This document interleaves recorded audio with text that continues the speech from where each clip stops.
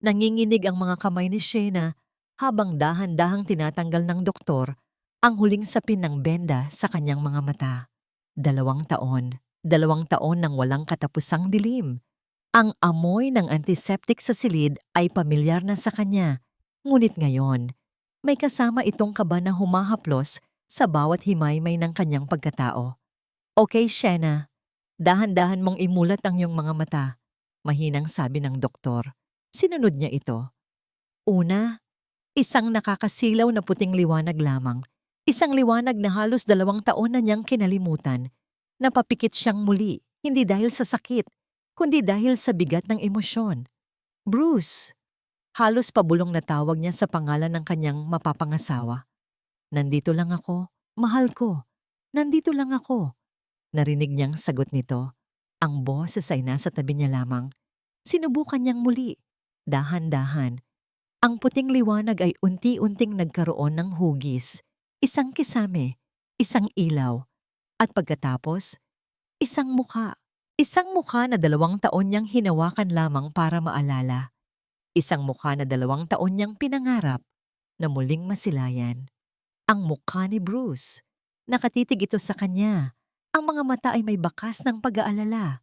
Ngunit nang makita nitong nakatingin na siya, isang malawak na ngiti ang sumilay sa mga labi nito. Mahal ko, sabi ni Bruce. Ang boses ay nag-uumpisang mabasag. Nakikita mo na ako. Hindi nakasagot si Shayna. Sa halip isang butil ng luha ang pumatak mula sa kanyang mata. Sinundan pa ng isa at isa pa. Hanggang sa ang tahimik na pag-iyak ay naging isang hagulgol ng pinaghalong saya at pasasalamat. Nakikita na niya. Diyos ko, nakikita na niya. Naramdaman niya ang mahigpit na yakap ni Bruce. Shh! Tahan na, mahal. It's okay. Everything's okay now. Sa likod ni Bruce, nakita niya ang isa pang pamilyar na muka. Ang kanyang matalik na kaibigan, ang kanyang kapatid sa ibang ina. Catherine, sabi niya sa pagitan ng kanyang mga hikbi. Ngumiti si Catherine. Ang mga mata nito ay kumikinang din. Welcome back, Shayna. Welcome back to the light. Ang araw na yon ay isa sa pinakamasaya sa buhay ni Shayna. Ang pag-uwi sa bahay na dati ay kinakapan niya lang ay isang milagro. Bawat sulok, bawat muebles, bawat litratong nakasabit sa dingding ay tila bago sa kanyang paningin. Maingat siyang inalalaya ni Bruce at Catherine, hindi siya iniiwan kahit isang saglit. Magpahinga ka na, mahal. Masyadong maraming nangyari sa iyo ngayong araw, sabi ni Bruce nang ihatid siya nito sa kanilang silid. Hinalikan siya nito sa noo, isang halik na puno ng pagmamahal, o yon ang akala niya. Salamat, Bruce, sa lahat-lahat.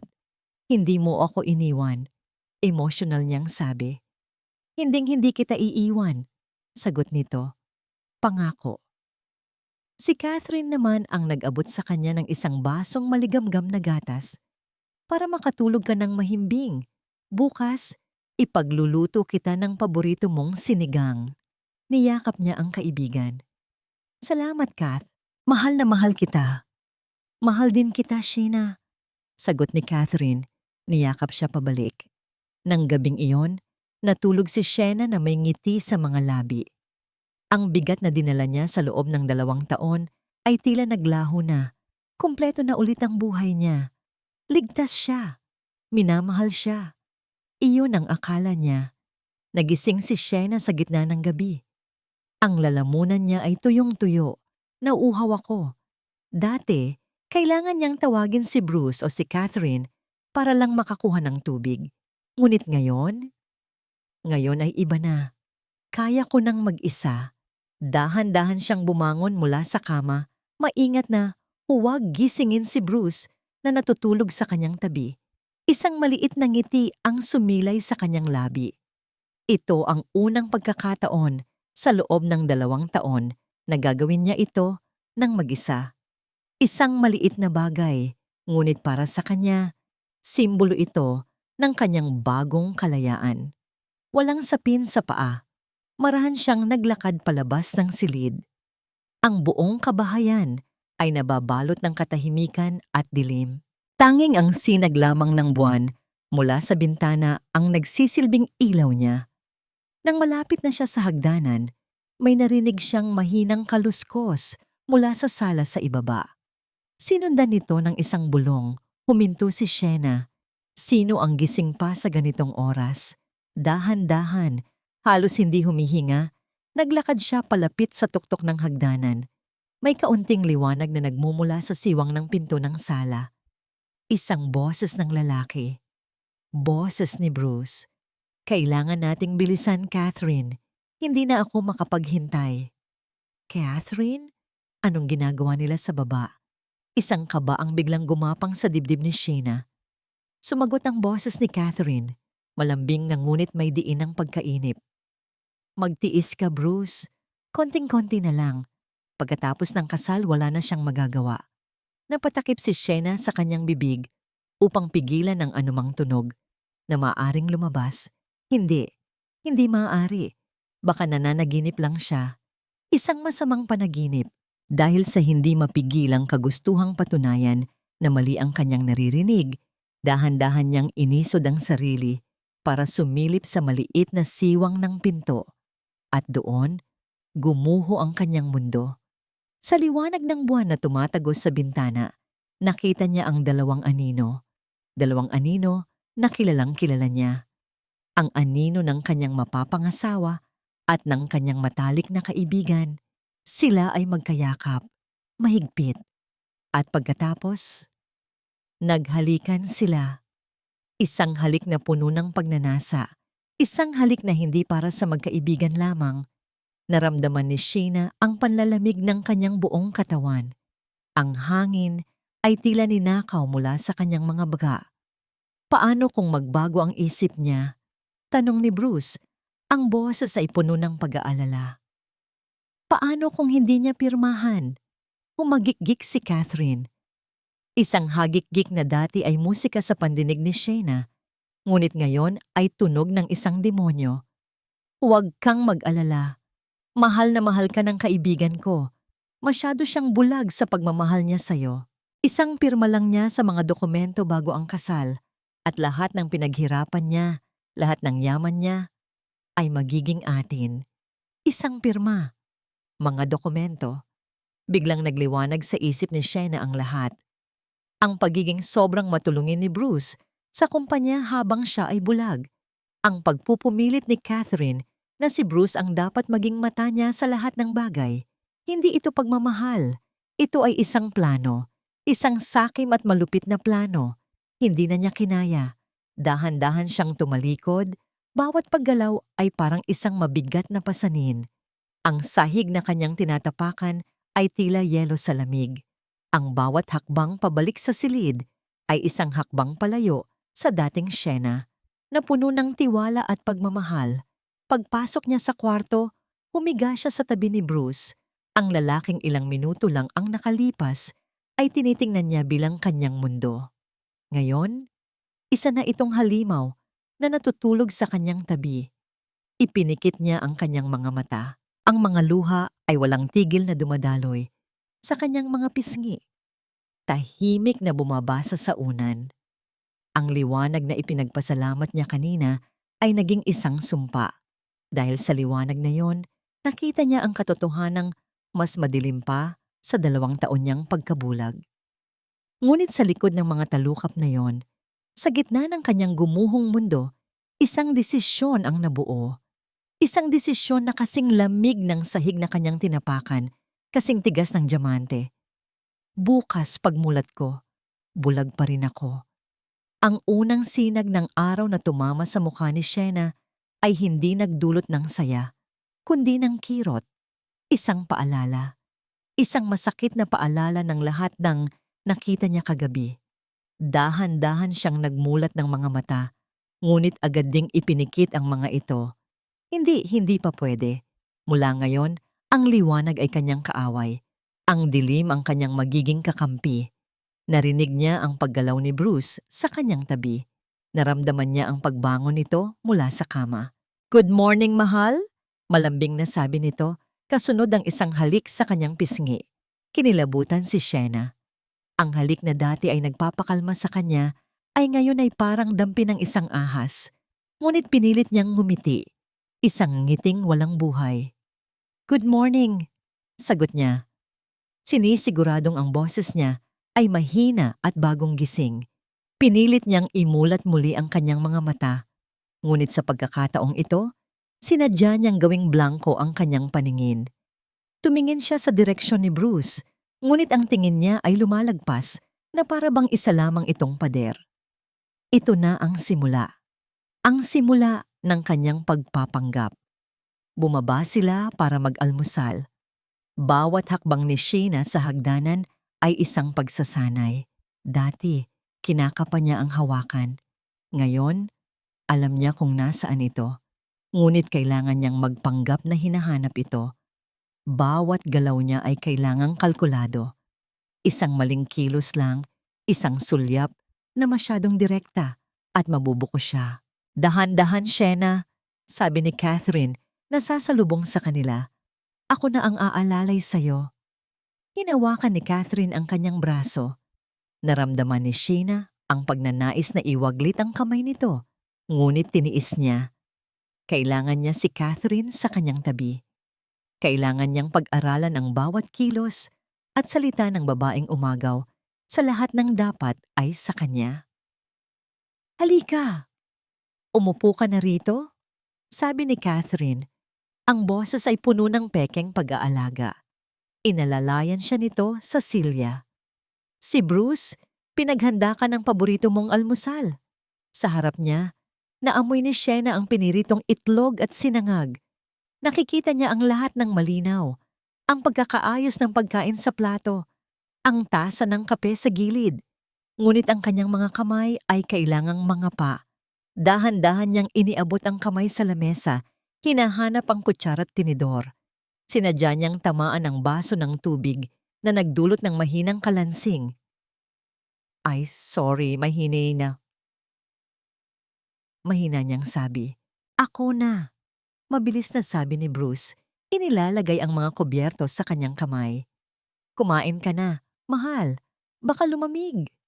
Habang kumakain, ang lahat ng kanyang pandama ay nakaalerto. Pinakikinggan niya ang bawat bulong, ang bawat pagbabago sa tono ng kanilang pananalita. Tinitingnan niya sila sa likod ng kanyang blangkong mga mata. Nakita niya ang mabilis na pagsulyap ni Catherine kay Bruce, isang sulyap ng pagkainip. Nakita niya kung paano tiningnan ni Bruce ang relo nito, na para bang may hinahabol na oras. Hindi sila nagmamahal. Sila ay mga buwitre na nag-aabang sa kanilang biktima. Pagkatapos ng almusal, inaya siya ni Catherine sa kanyang walk-in closet.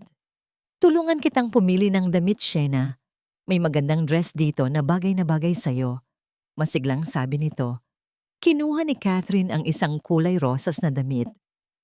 "Ito, tanda mo. Regalo ko sa'yo to. Kahit hindi mo nakikita, maniwala ka sa akin, ang ganda-ganda mo rito."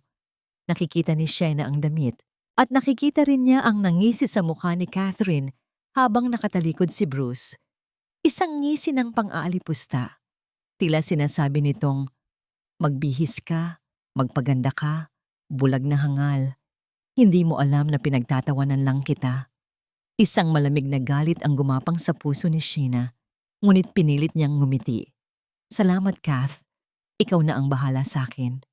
Sa buong maghapon, si Sheena ay naging anino sa sarili niyang pamamahay.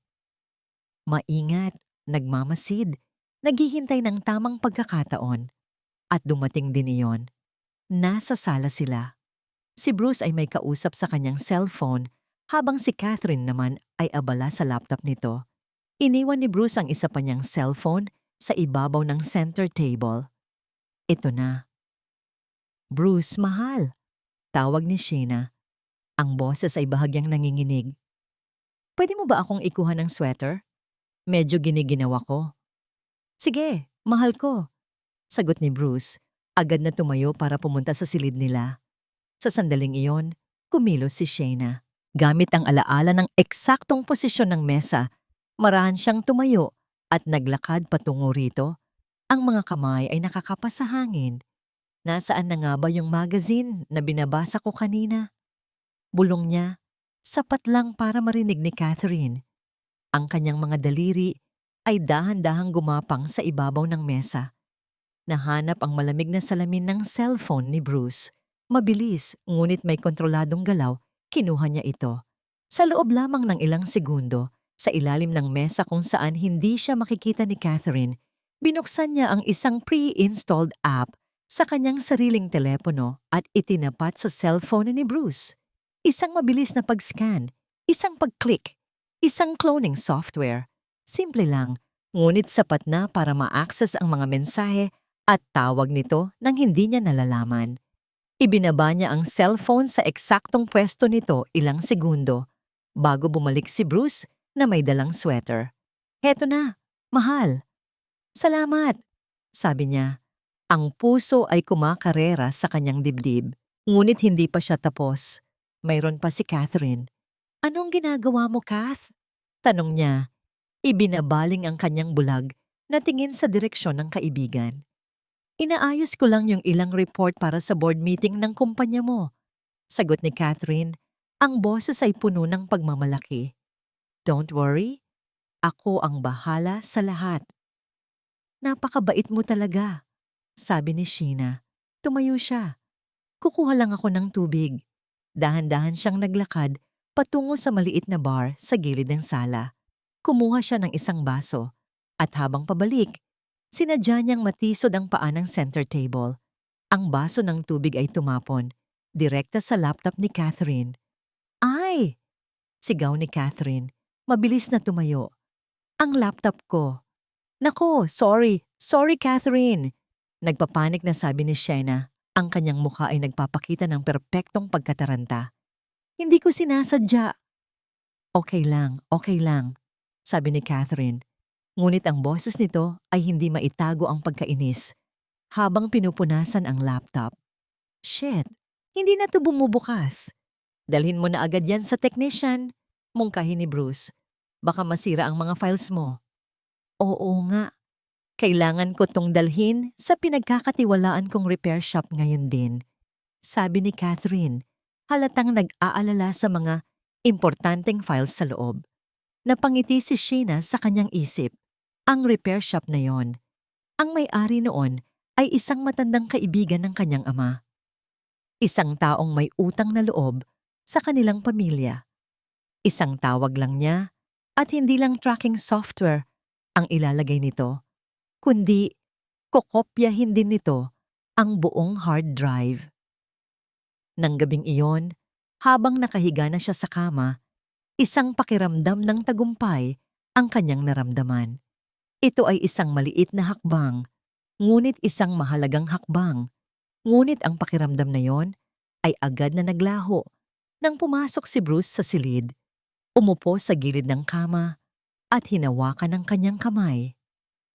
Mahal, simula nito, ang boses ay seryoso, ngunit malambing. Nakausap ko na ang abogado natin, si Sir David. Naihanda na niya ang lahat ng papeles para sa trust agreement. Naramdaman ni Sheena ang panlalamig ng kamay ni Bruce o baka ang sarili niyang kamay ang nanlalamig. Gusto niyang papirmahan na sayo sa lalong madaling panahon. Patuloy ni Bruce, hinahaplos ang kanyang buhok. Para masigurado na natin ang kinabukasan natin, mahal, para maprotektahan kita at ang lahat ng para sayo. Biglang sumikip ang dibdib ni Sheena. Ang oras. Ang oras ay kalaban niya. Akala niya ay marami pa siyang panahon para magplano at mangalap ng ebidensya. Ngunit mukhang nauubusan na siya nito. Kinakapos ng hininga si Bruce habang nakatayo sa dilim ng balkonahe. Ang malamig na hangin ng gabi ay walang nagawa para palamigin ang namumuong pawis sa kanyang noo. Mahigpit niyang hawak ang cellphone, ang mga daliri ay nanginginig sa galit at takot. Kakatapos lang ng tawag. Nauubos na ang pasensya ko, Bruce, sabi ng boses sa kabilang linya. Isang boses na kasing lamig ng bakal. Palubog ka na sa utang, isa pang linggo. Kung wala ka pang pambayad, hindi lang ang mga tuhod mo ang babaliin ko. Napalunok si Bruce. Ang banta ay tumagos hanggang sa kaibuturan ng kanyang mga buto. Sinulyapan niya ang pinto ng kanilang silid. Sa loob, mahimbing na natutulog si Shena. Ang kanyang solusyon, ang kanyang tiket palabas sa impyernong ito. Pero ang tiket na yon ay kailangan munang pirmahan. Bakit ba ang tagal? Bulong niya sa sarili. Ang pagkainip ay gumuguhit sa kanyang mukha. Anong matagal? Isang boses ang bumasag sa kanyang pag-iisip. Napalingon siya at nakita si Catherine. Nakasandal sa hamba ng pinto ng balkonahe. Ang mga braso ay magkasalikop. Ang tawag, mula sa mga umuutang sa akin. Pag-amin ni Bruce, walang ganang itago ito. Alam ni Catherine ang lahat. Siya ang kasabwat niya sa bawat hakbang. Lumapit si Catherine, ang kanyang mga mata ay matalim sa dilim. Anong sabi? 1 linggo. Binigyan nila ako ng 1 linggo. Tumawa si Catherine, isang tawang walang saya. At anong plano, Bruce? Magdarasal na lang ba tayo na kusang ibigay ni Shena ang lahat bago matapos ang 1 linggo? Kanina, naramdaman ko ang pag-aatubili niya. Paano kung tumanggi siyang pumirma? Hindi siya tatanggi. Madiing sabi ni Bruce. Mahal niya ako. Magtitiwala siya sa akin. Pag-ibig? Tiwala? Muling tumawa si Catherine. Mas malakas ngayon. Iyan ang ginagamit natin laban sa kanya, Bruce. Pero hindi iyan ang magbabayad sa mga utang mo. Kailangan nating kumilos. Bilisan. May sandali ng katahimikan sa pagitan nila. Tanging ang tunog lang ng mga kuliglig ang maririnig. Biglang naalala ni Bruce ang araw na una niyang makilala si Shena. Sa isang business conference, si Shena ay nagniningning, matalino, at puno ng buhay. Ang tawa niya ay totoo. Walang pagkukunwari. May kung anong humatak sa kanya noon. Isang tunay na paghanga. Isang pagkakataon para sa isang totoong pagmamahal. Ngunit ang paghangang iyon ay mabilis na natabunan ng inggit. Ang yaman niya, ang kapangyarihan niya, ang lahat ng bagay na wala si Bruce. At nang dumating ang mga problema sa pera, ang paghanga ay naging isang desperadong plano. Hindi mababayaran ng tawa niya ang mga utang ko, sabi ni Bruce sa kanyang isip. Ang pag-ibig ay isang luho na hindi ko kayang tustusan. Pumasok siya pabalik sa silid. Si Catherine ay sumunod sa likuran niya. Tumayo siya sa tabi ng kama. Pinagmamasdan ang payapang mukha ni Shena habang natutulog. Mukha itong anghel. Isang anghel na malapit na niyang ipagkanulo ng tuluyan. Isang kurot ng konsensya ang kanyang naramdaman. Lumuhod siya sa tabi ng kama. Sorry, Shena. Bulong niya. Ang boses ay halos hindi marinig. Mahal, patawarin mo ako. Pero wala akong ibang pagpipilian. Mayroon, biglang sabi ni Catherine mula sa likuran niya. Napalingon si Bruce. Nakatayo si Catherine sa may pintuan. Ang muka ay seryoso. Ang mga mata ay nanlilisik na parang sa isang ahas. May pagpipilian tayo kung sakaling hindi gumana ang pagpapaawa mo. Patuloy ni Catherine sa isang malamig na bulong. Kumunot ang noo ni Bruce. Ano ang ibig mong sabihin? Lumapit si Catherine. Ang kanyang bawat hakbang ay tahimik. Kung ayaw niyang pumirma, baka kailangan nating ipaalala sa kanya kung gaano kadelikado ang mundo para sa isang bulag. Napatitig si Bruce, hindi makapaniwala sa kanyang naririnig. Isang maliit na aksidente lang ulit. Dugtong ni Catherine. Ang isang ngiti ay dahan-dahang sumilay sa kanyang mga labi. Isang bagay na magpapatunay sa kanya na hindi niya kayang mabuhay nang wala ka, na kailangan ka niya para protektahan siya. Sa ganoong paraan, siguradong pipirma siya. Naramdaman ni Bruce ang panlalamig na gumapang sa kanyang buong katawan. Ang mungkahi ni Catherine ay nakabitin sa hangin. Isang madilim at nakakatakot na anino na nagbabadyang lamunin ang anumang natitirang liwanag sa kanilang mga kaluluwa. Ang bawat araw sa bahay na yon ay isang pagsubok sa katatagan ni Shena. Ang bawat ngiti na ibinibigay niya ay isang maskara. Ang bawat pag-aalalay na tinatanggap niya ay parang lason na dahan-dahang kumakalat sa kanyang sistema. Ngunit ang gabi, ang kanyang nagiging kakampi. Kapag ang buong bahay ay tahimik na at ang dalawang ahas ay nasa kani-kanilang lunggana, doon nagsisimula ang kanyang tunay na gawain. Sa dilim ng kanyang silid, suot ang isang maliit na earphone.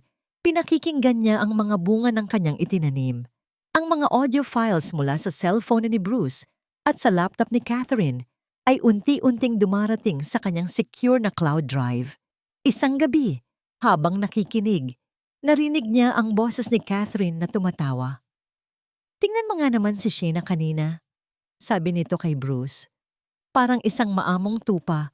Sunod-sunuran sa lahat ng sabihin natin. Perfect." Narinig niya ang pagbuntong hininga ni Bruce. "Huwag kang masyadong kampante, Kath. Baka may mahalata siya." "Ano ka ba?" sagot ni Catherine.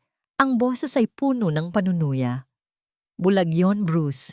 Hindi siya Diyos para malaman ang mga ginagawa natin sa likod niya. Ni hindi nga niya kayang maglakad ng diretso. Paano pa niya malalaman ang plano natin?" Nag-init ang mga mata ni Shayna. Hindi dahil sa luha, dahil sa umuusbong na galit. Ang sakit na naramdaman niya noong una ay unti-unting nababalutan ng isang malamig at matigas na determinasyon. Hindi na siya iiyak.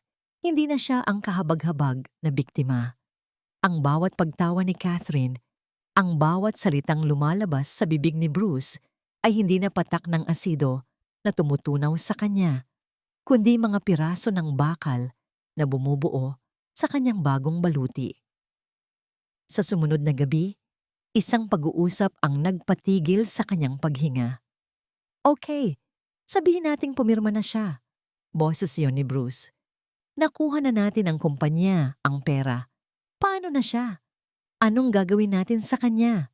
Narinig ni Shayna ang paglagok ni Catherine ng alak. "Simple lang," sabi nito, na para bang nagpaplano lang ng isang bakasyon. "Kapag nasa atin na ang lahat, sasabihin natin na labis siyang na-depress sa kanyang pagkabulag, na nagsimula na siyang mawala sa sarili." "At?" tanong ni Bruce, may bakas ng kaba sa boses. "At ipapasok natin siya sa isang magandang pahingahan, isang private mental facility sa probinsya. Doon, aalagaan siya habang buhay, malayo sa lahat, malayo sa gulo. Lahat ay maniniwala na tinutulungan natin siya. Tayo pa ang magiging bayani sa kwento." Napatakip si Shayna sa kanyang bibig, pinipigilan ang isang hikbi ng pangingilabot na gustong kumawala. Hindi lang pala ang yaman niya ang gusto nilang kunin. Gusto nilang kunin ang kanyang pagkatao, ang kanyang kalayaan, ang kanyang katinuan. Gusto nilang burahin siya sa mundo. Kinabukasan, habang si Bruce at Catherine ay nasa labas para sa isang importanteng meeting, ginawa ni Shayna ang isang tawag na matagal na niyang dapat ginawa. Gamit ang isang bagong SIM card at isang lumang telepono na itinago niya, tinawagan niya ang isang numero mula sa kanyang memorya. "Hello, David Law Office." "Attorney David," sabi ni Shayna. Ang boses ay mababa at kontrolado. "Si Shayna po ito, Shayna Alcantara." May ilang segundong katahimikan sa kabilang linya. "Senyorita Shayna, Diyos ko, kayo nga. Kamusta na po kayo?" Si Attorney David ay ang abogado ng kanyang ama. Isang taong mas matanda pa sa kanya ang serbisyo sa kanilang pamilya. "Mabuti po ako, attorney." Pagsisinungaling niya. "Attorney, kailangan ko po ng tulong. Isang bagay na kailangang manatiling lihim sa pagitan lang nating dalawa." Alam niya na sa kabila ng lahat, mayroon pa siyang isang taong mapagkakatiwalaan. Ang tunay na dagok ay dumating makalipas ang 2 gabi. Habang pinakikinggan ng isang mahabang audio file, may isang bahagi na halos hindi na marinig dahil sa static. Akala niya ay wala itong kwenta. Ngunit may narinig siyang mga salita na nagpatindig sa lahat ng balahibo sa kanyang katawan. Ito ay boses ni Catherine, galit na nakikipagtalo kay Bruce tungkol sa panibagong planong aksidente. "Masyadong delikado yan, Catherine. Paano kung may mangyaring masama?" sabi ni Bruce. At ang sagot ni Catherine? Ang sagot ni Catherine ang yumanig sa buong pagkatao ni Shayna. "Ano ka ba? Magtiwala ka sa akin. Tandaan mo, nagawa na natin to dati at walang sino mang nakahalata. May mahabang katahimikan at pagkatapos, sa gitna ng static, isang malinaw at malamig na pangungusap ang lumabas mula sa bibig ni Catherine. Isang pangungusap na nagpaliwanag sa lahat. Parang yung ginawa natin dati sa preno ng sasakyan niya. Nabitawan ni Shena ang kanyang cellphone. Bumagsak ito sa malambot na carpet ng walang tunog. Nanlamig ang buong katawan niya. Ang paghinga niya ay tila huminto. Ang preno, ang sasakyan, ang aksidente. Hindi yun isang aksidente, walang tunog, walang galaw. Nakatulala lamang si Shena sa dilim. Ang mga salitang narinig niya ay paulit-ulit na tumatambol sa loob ng kanyang bungo.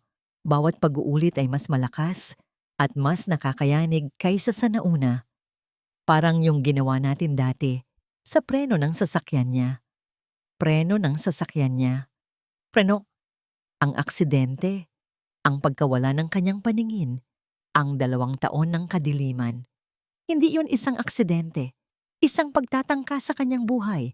Ang galit na nararamdaman niya kagabi ay parang isang maliit na kandila kumpara sa naglalagablab na impyernong sumiklab ngayon sa kanyang dibdib.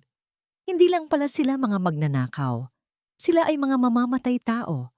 Nang umagang iyon, ang kanyang pagpapanggap ay umabot sa isang bagong antas. Hindi na ito isang simpleng laro ng pagmamanman. Ito na ay isang laban para sa kanyang buhay. Ang bawat ngiti na ibinibigay niya kay Bruce at Catherine ay hindi na lang isang maskara.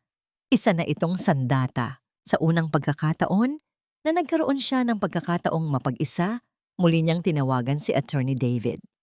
Attorney, sabi niya, ang boses ay walang emosyon, kasing talim ng yelo. Kailangan nating magkita, ngayon din, at kailangan ninyong magsama ng pinakamagaling na private investigator na kilala ninyo. Nagkita sila sa isang maliit at pribadong silid sa opisina ng abogado. Isang lugar na ligtas at malayo sa mga matang mapanuri. Kasama ni Attorney David ang isang lalaking nasa edad 50. May seryosong mukha at matalas na mga mata. Ipinakilala siya bilang si Mr. Reyes. Senyorita Shena, magalang na bati ni Mr. Reyes. Ano po ang maitutulong ko? Hindi na nagpaligoy-ligoy si Shena. 2 taon na ang nakalipas, na aksidente ako.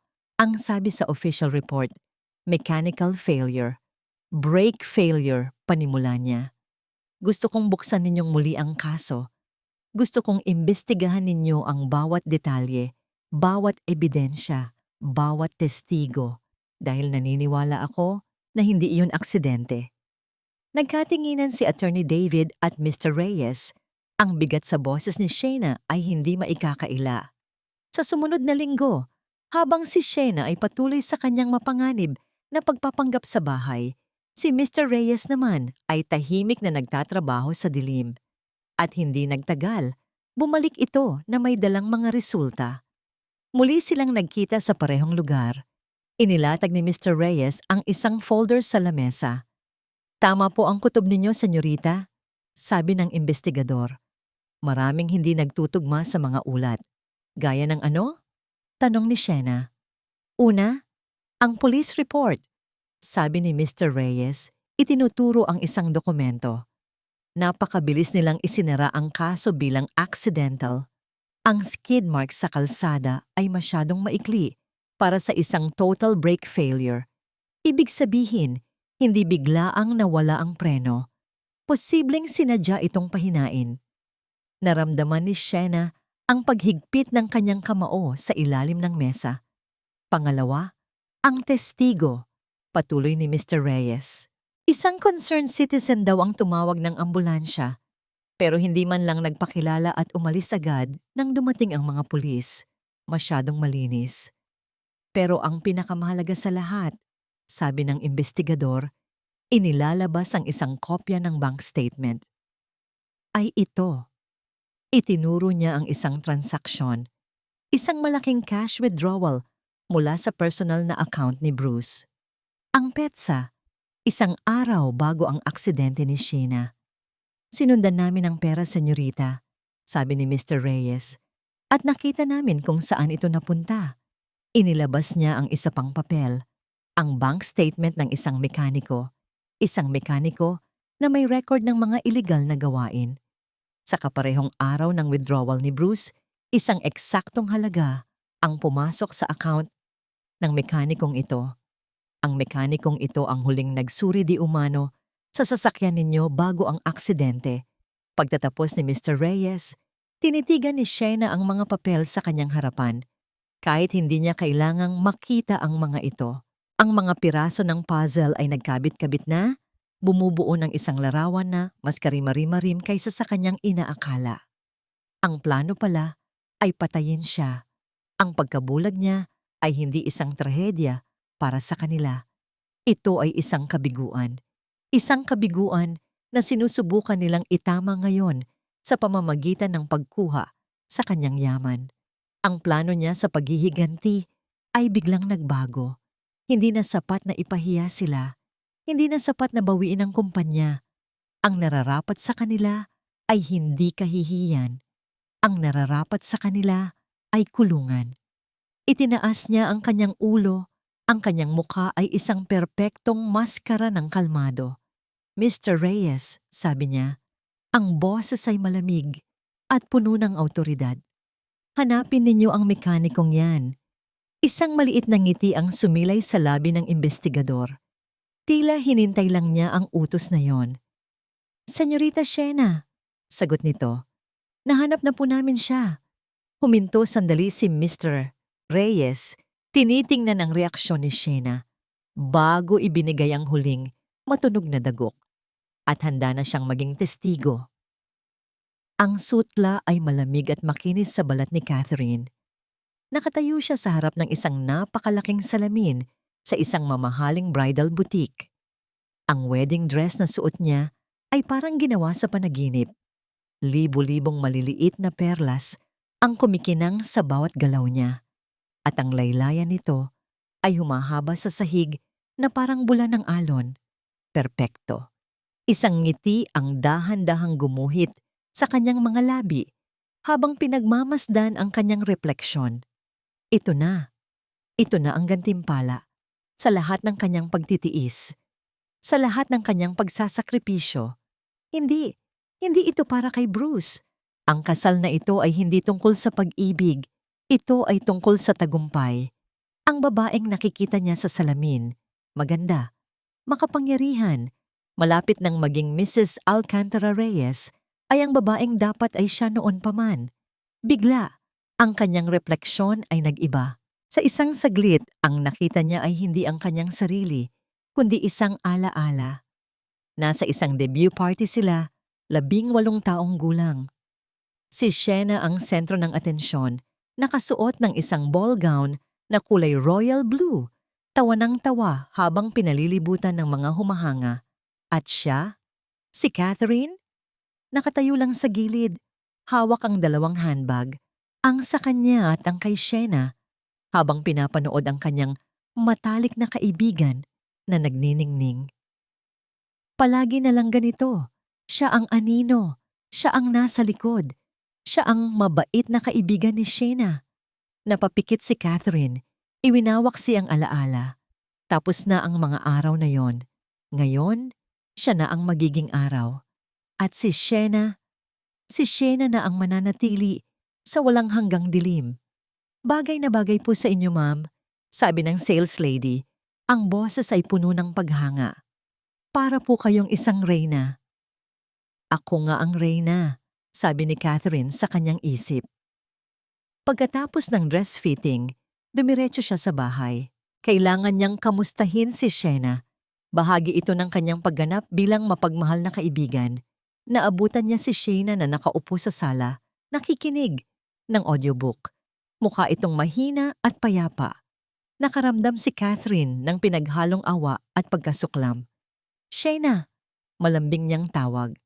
Kath, ikaw pala, sagot ni Shayna. Ibinabaling ang ulo sa direksyon ng kanyang boses. Kamusta ang araw mo? Umupo si Catherine sa tabi niya. Nakakapagod, pero okay lang. Inaayos ko na yung mga huling detalye para sa kasal ninyo ni Bruce. Mga bulaklak, Yung catering, huwag kang mag-alala sa kahit ano, okay? Ako na ang bahala sa lahat. Ang tanging trabaho mo lang ay maging pinakamagandang bride sa buong mundo. Hinawakan ni Shena ang kanyang kamay. Salamat, Kath. Hindi ko alam kung anong gagawin ko kung wala ka. Ano ka ba? Siyempre, gagawin ko to para sa'yo, sabi ni Catherine. Pinipiga ng bahagya ang kamay ni Shena. Ang sarap sa pakiramdam na nasa posisyon siyang ganito. Ang tagapagligtas, ang may kontrol. Ngunit may isang bagay na nakapukaw sa kanyang pansin. Isang katulong ang dumaan sa likuran nila. Hindi sinasadyang nabitawan ang isang tray ng mga kubyertos. Gumawa ito ng malakas na kalansing sa sahig. Sa isang iglap, halos mas mabilis pa sa isang kisap mata, ang ulo ni Shena ay lumingon ng eksakto sa direksyon kung saan bumagsak ang mga kubyertos. Isang natural na reaksyon, masyadong natural para sa isang bulag. Agad ding ibinalik ni Shena ang kanyang ulo sa harap na para bang walang nangyari. Ano yon? Tanong niya. Ang mukha ay nagpapakita ng tamang-tamang pagkagulat. Ngunit nakita yon ni Catherine. Ang isang segundong reaksyon na yon, may kung anong malamig na gumapang sa kanyang likuran. Mula noon, hindi na niya maalis ang tingin kay Sheena. Pinanood niya kung paano ito umiwas sa isang maliit na laruan sa sahig na iniwan ng anak ng hardinero. Pinanood niya kung paano nito naabot ang baso ng tubig sa mesa nang hindi man lang nangangapa. Maliliit na bagay, mga bagay na maaaring hindi mapansin ng iba.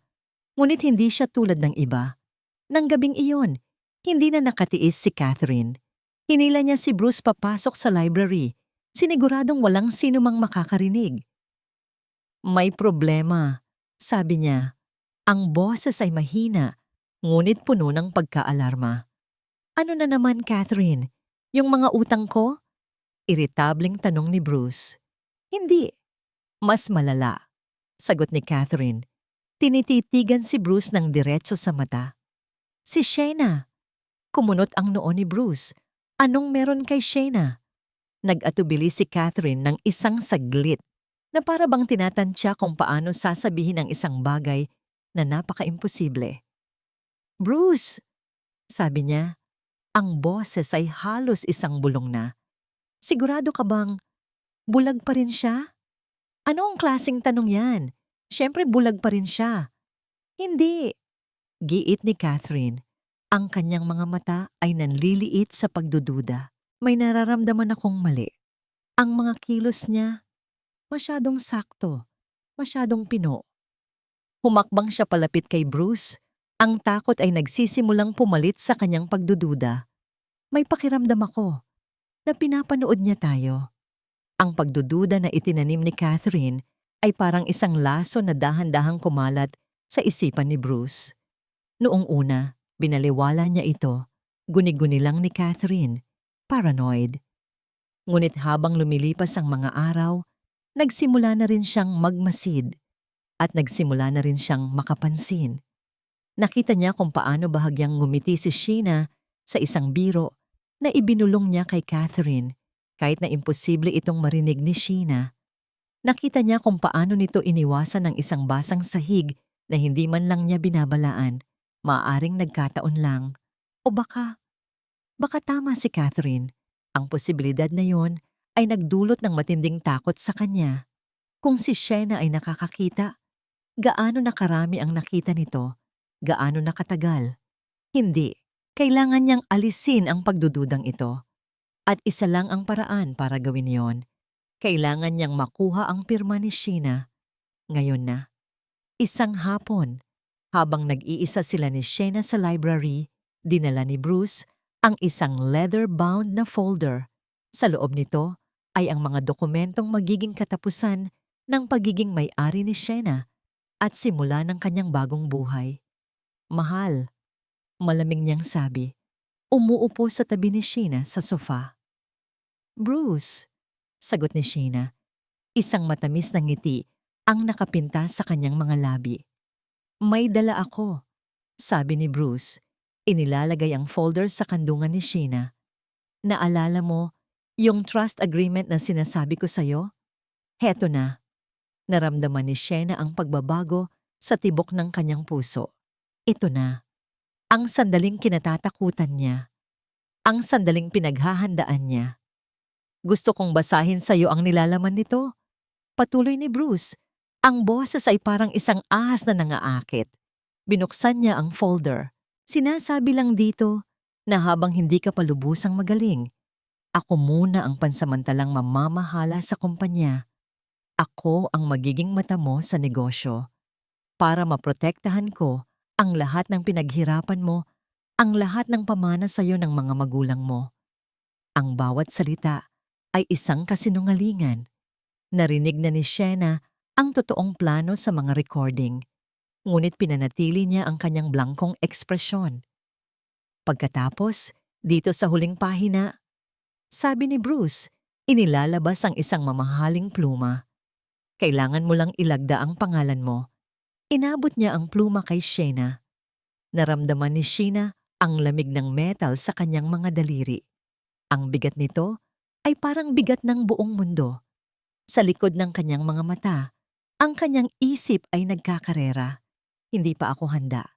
Ang ebidensya mula sa mekaniko ay hindi pa formal na naisusumite. Kailangan ko pa ng oras. Hindi niya maaaring pirmahan ito, pero hindi rin siya maaaring tumanggi. Ang pagtanggi ay isang pag-amin. Isang pag-amin na naiintindihan niya kung ano ang kanyang pipirmahan. Bruce, sabi niya, ang boses ay nanginginig.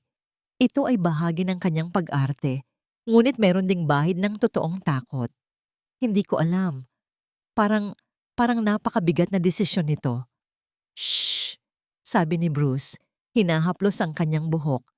Huwag mong isipin yan. Isipin mo na lang na ito ay isang simbolo. Isang simbolo ng tiwala mo sa akin. Hindi ba't nagtitiwala ka sa akin, mahal ko? Ang tanong ay parang isang sampal. Mula sa may pintuan, nakita ni Shena sa gilid ng kanyang mata ang paglitaw ni Catherine. Nakasandal ito. Ang mga braso ay nakakrus. Ang mukha ay isang maskara ng pagmamasid. Isang bantay. Isang ahas na naghihintay sa biktima nito na makagat ng lason. Dinala ni Bruce ang kamay ni Shena kasama ang pluma patungo sa papel.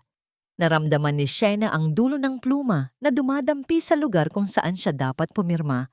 Ang lahat ng kanyang pinaghirapan, ang kanyang plano, ang kanyang paghihiganti.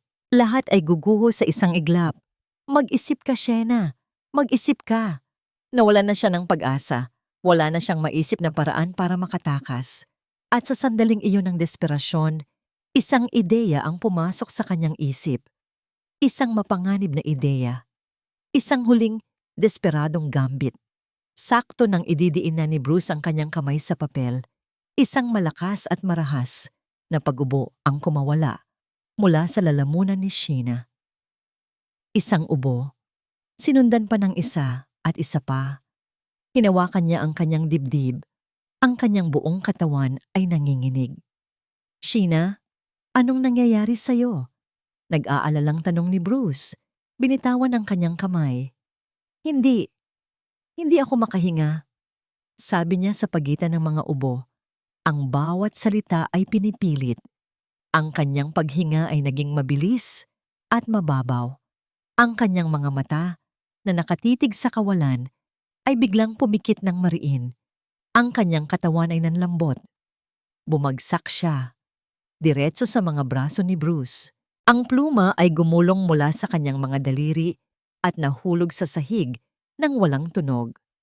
Ang huling imahe na nakita ni Shena bago siya tuluyang magpanggap na nawalan ng malay ay ang nag-aalalang mukha ni Bruce at ang nanlalaking mga mata ni Catherine, puno ng pagkabigla at pagdududa. Nagtagumpay ba siya sa pagbili ng karagdagang oras? O mas lalo lang ba niyang pinatunayan ang kanilang mga hinala? Puting-puti ang lahat. Ang amoy ng libu-libong rosas ay pumupuno sa hangin. Ang marahang tugtog ng violin ay nagbibigay ng isang romantikong himig sa buong paligid. Ang bawat panauhin ay nakasuot ng kanilang pinakamagagarang damit. Ito ay isang perpektong kasal. Isang perpektong kasinungalingan. Habang inaalalayan siya ni Bruce papunta sa altar, naramdaman ni Shayna ang daan-daang pares ng mga matang nakatingin sa kanya. Nakikita nila ang isang babaeng marupok, isang bulag na nobya na buong pusong nagtitiwala sa lalaking kanyang pinakasalan. Nakasuot siya ng isang napakagandang wedding dress. Ang mukha niya ay kalmado at ang kanyang blangkong mga mata ay nakatuon sa kawalan. Ang perpektong biktima. Ngunit sa ilalim ng belo, sa likod ng mga matang iyon, ay isang apoy na nag-aalab. Ang puso niya ay tumitibok ng mabilis at malakas, hindi dahil sa kaba, kundi dahil sa pananabik. Ang bawat hakbang niya sa altar ay isang hakbang palapit sa hustisya. Nakangiti si Bruce sa kanyang tabi, isang ngiting puno ng pagmamalaki, para siyang isang hari na nakatingin sa kanyang kaharian. Sa kanyang isip, panalo na siya. Sa harap ng unang hanay ng mga upuan, nakita niya si Catherine. Ang nangiti nito ay kasing tamis ng pulot. Ngunit alam ni Shayna na sa likod nito ay may nakatagong lason. Ang seremonya ay mabilis na natapos. Ang mga I do ay binigkas. Ang halik ay ibinigay. Isang malamig at walang buhay na dampi ng mga labi na tiniis ni Sheena. Ngayon, nasa reception na sila. Ang lahat ay masaya, nagtatawanan, nagkakainan. Pagkatapos ng mga nakakabagot na talumpati mula sa mga kaibigan at pamilya, tumayo si Bruce at kinuha ang mikropono. Mga kaibigan, pamilya. Simula niya, ang boses ay puno ng pekeng emosyon. Salamat sa pagdalo ninyo sa pinakamasayang araw ng aming buhay. Ngayong opisyal nang sa akin si Shayna, may isang huling bagay na kailangan naming gawin para kumpletuhin ang aming pagsasama. Isang katulong ang lumapit na may dalang isang pamilyar na leather folder at isang pluma. Ngumiti si Bruce. Bilang simbolo ng kanyang walang hanggang tiwala at pagmamahal sa akin, sa harap ninyong lahat, ilalagda ni Shayna ang mga dokumentong ito na magpapatunay na ako ang kanyang magiging katuwang, hindi lang sa buhay, kundi pati na rin sa lahat ng kanyang ari-arian. Nagpalakpakan ng mga tao, walang kamalay-malay sa tunay na kahulugan ng mga salitang yon. Inalalaya ni Bruce si Shayna paakyat sa maliit na entablado kung saan naroon ang kanilang mesa. Naramdaman ni Shayna ang init ng spotlight. Ito na! Ang pagtatanghal ay magsisimula na. Inilapag ni Bruce ang mga papel sa harap niya at inabot ang pluma. Mahal ko, pirmahan mo na. Ngunit hindi kinuha ni Shayna ang pluma. Sa halip, dahan-dahan niyang inabot ang mikropono sa kanyang harapan. Naramdaman niya ang pagtataka ni Bruce, ngunit hindi ito nagsalita. Huminga ng malalim si Shayna. Salamat sa lahat ng dumalo ngayong gabi. Simula ni Sa, ang kanyang boses ay malinaw at matatag na ikinagulat ng ilan. Bago ako pumirma, patuloy niya, may isa lang akong regalo na gustong ibigay sa iyo, Bruce. Tumingin siya sa direksyon kung nasaan si Catherine. At para sa iyo na rin, Catherine. Isang mumunting kaba ang gumapang sa mukha ni Bruce. Si Catherine naman ay bahagyang napakunot ng noo. Ang mga panauhin ay natahimik, nag-aabang. Hindi na nagsalita si Shayna. Sa halip marahan siyang tumango. Isang maliit na senyas na para lang sa isang taong nag-aabang sa likod ng bulwagan. Sa isang iglap, namatay ang malambing na tugtog, dumilim ang paligid, at ang malaking screen sa likod ng entablado na kanina lang ay nagpapakita ng slideshow ng mga litrato nilang dalawa ay biglang umilaw. Hindi na ito isang litrato, isa na itong video. Ang unang imahe na lumabas ay malinaw na malinaw. Ang sala ng kanilang bahay. At sa gitna ng sala, nakita ng lahat si Bruce at si Catherine, magkayakap at naghahalikan ng may matinding pagnanasa. Sa ibabang sulok ng screen, may isang petsa na malinaw na nakasulat. Isang petsa kung kailan si Shayna ay dapat na bulag pa. Isang kolektibong paghinga ng pagkagulat ang narinig mula sa mga manunood. Ang buong bulwagan ay biglang nabalot ng isang nakakabinging katahimikan. Nakatayo si Shena sa gitna ng entablado, kalmado sa gitna ng namumuong bagyo. Hindi na niya kailangan pang magpanggap. Ang belo na nagtatago sa kanyang mukha ay marahan niyang itinaas at hinayaang mahulog sa sahig. At sa unang pagkakataon, sa harap ng maraming tao, iminulat niya ang kanyang mga mata. Hindi na ito blangko, hindi na ito nakatingin sa kawalan. Ang mga mata niya ay matalas, puno ng determinasyon, at nakatuon ng diretso kina Bruce at Catherine. Ano to, Sheena? Isang palabas? Sigaw ni Bruce, ang kanyang mukha ay namumutla, pinaghalong gulat at galit. Hindi sumagot si Sheena. Sa halip, ang video sa screen ay nagpatuloy. Sumunod ang isang audio recording. Ang boses ni Catherine ay umalingaw-ngaw sa buong bulwagan, malinaw at hindi maikakaila. Huwag kang mag-alala. Masyado siyang bulag sa pagmamahal niya sa'yo. Isang pirma lang niya at lahat ay magiging atin. Nagsimula ng magbulungan ang mga tao. Ang kanilang mga mukha ay nagpapakita ng pagkalito na unti-unting nagiging pagkamuhi. Pagkatapos ng audio, ipinakita sa screen ang mga kopya ng bank statement. Ang malaking withdrawal ni Bruce, ang katumbas na deposito sa account ng mekaniko. At sa ilalim nito, isang video. Ang video ng testimonya ng mekaniko, nanginginig ngunit malinaw na ikinukwento kung paano siya binayaran ni Bruce para sadyaing sirain ang preno ng sasakyan ni Sheena. Hindi. Kasinungalingan yan. Frame up to. Sigaw ni Bruce, desperadong sinusubukang ipagtanggol ang sarili. Ngunit ang huling ebidensya ang tuluyang sumira sa kanila. Isang panibagong audio recording, ang boses ni Catherine, matigas at malamig, na sinasabi ang mga salitang nagpabago sa lahat para kay Sheena. Parang yung ginawa natin dati sa preno ng sasakyan niya. Sa puntong yon, nawala na sa sarili si Catherine. Sinunggaling! Umalingaw-ngaw ang kanyang sigaw sa buong katahimikan. Itinuro niya si Sheena, ang kanyang daliri ay nanginginig sa galit.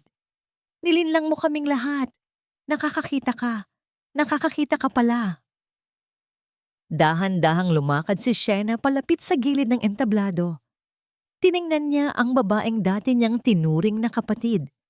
Oo, Catherine. Sagot niya.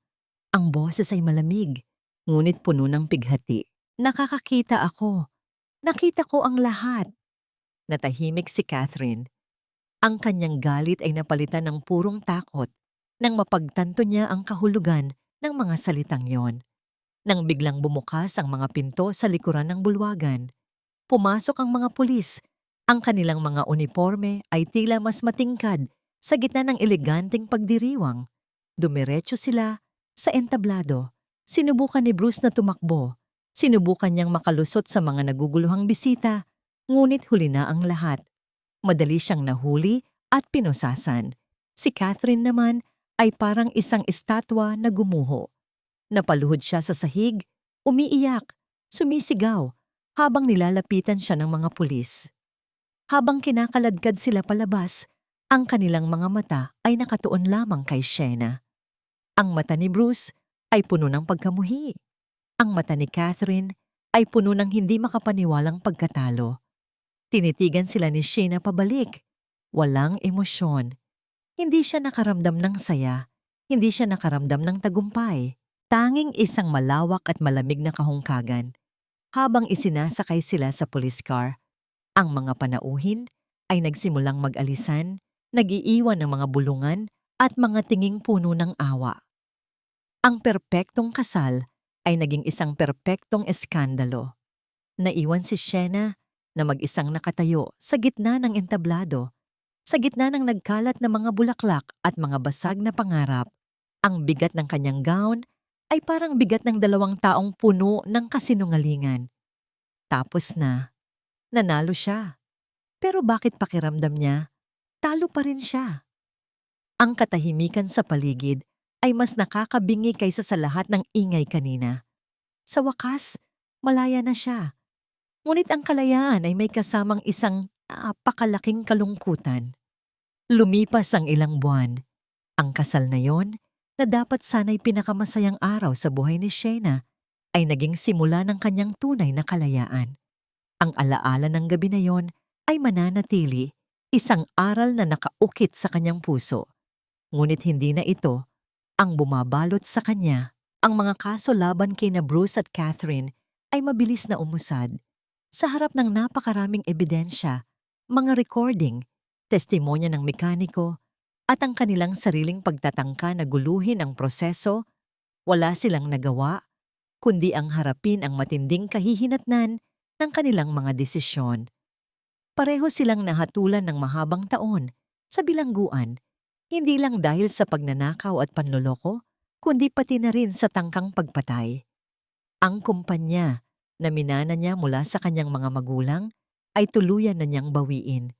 Agad niyang inalis ang lahat ng taong tapat kina Bruce at Catherine at pinalitan ng mga taong tunay na may kakayahan at integridad. Sa bawat desisyon, bawat pulong, si Shayna ay naroon, malakas at matatag. Ang dating CEO na nagtitiwala ng bulag sa iba ay nawala na. Ang naroroon ngayon ay isang babaeng may matalas na isip, handang ipaglaban ang kanyang ipinaglaban. Isang hapon, nakaupo si Shayna sa upuan ng CEO, ang silya na dati ay inupuan ni Bruce. Sa kanyang harapan, nakalatag ang isang file. Ang huling file mula sa hukuman. May kasama itong liham mula kay Catherine. Dahan-dahan niyang binuksan ang sobre. Hindi siya nag-atubili. Hindi na niya ito pinahahalagahan. Shayna, hindi ko alam kung bakit mo pa ito babasahin, pero gusto kong malaman mo, nasisira na ako rito. Ang bawat araw ay impyerno. Hindi ko maintindihan bakit mo ito ginawa sa akin. Akala ko, magkaibigan tayo. Akala ko, maiintindihan mo ako. Lahat ng ginawa ko ay para lang sa mas mabuting buhay. Sana mapatawad mo ako. Natapos basahin ni Shayna ang liham. Isang maliit, walang emosyong ngiti ang sumilay sa kanyang mga labi. Kinuha niya ang lighter mula sa kanyang desk. Sinindihan niya ang isang sulok ng papel.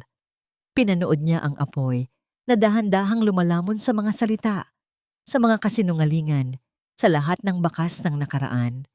Nang maging abo ang liham, hinipan niya ang mga natitirang piraso, hinayaang tangayin ng hangin ang lahat, walang pagpapatawad. Hindi pa.